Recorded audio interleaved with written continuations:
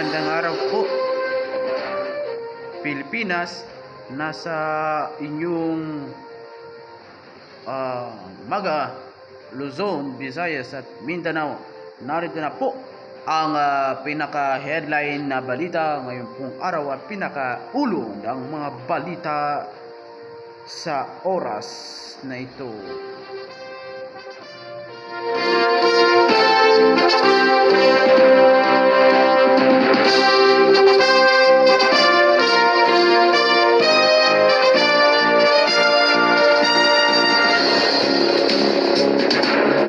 Nakatakdang bumili ang Department of DOH o tinatawag na second generation COVID-19 vaccine na epektibo umanong sa virus at maging sa mga bagong Omicron ng variant sa naunang bahagi ng 2023.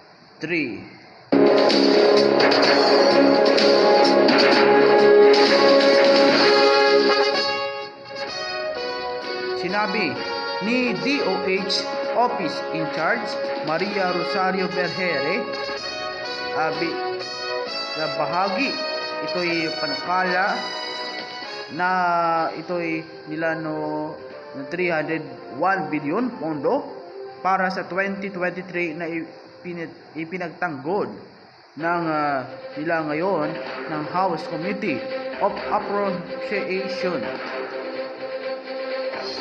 Ibinaliwanag niya na sa proseso na sila na pagkikipag-usap sa manufacturers sa isa't isa ngayon ito'y tinatapos ng registration for approval sa Amerika at naghahanda na ang DOH term sheet para dito habang inihahanda na rin nila ang non-disclosure agreement sa isa pang manufacturer.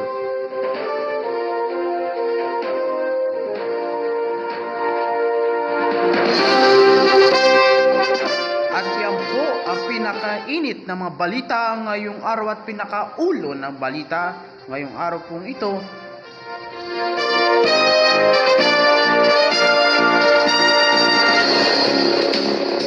Hanggang sa muli mga kababayan sa inyong panonood at huwag po pakalimutan na mag-like, subscribe sa ating YouTube channel, follow up na po ating Facebook page Mark Anthony Salis po. At po kakalimutan yan po, i-follow up nyo na po mga kababayan. At don't forget to like, subscribe sa ating YouTube channel, Balitang Update mga kababayan. At yun lang po, maraming salamat sa inyong panonood. Hanggang sa muli po sa inyo lahat.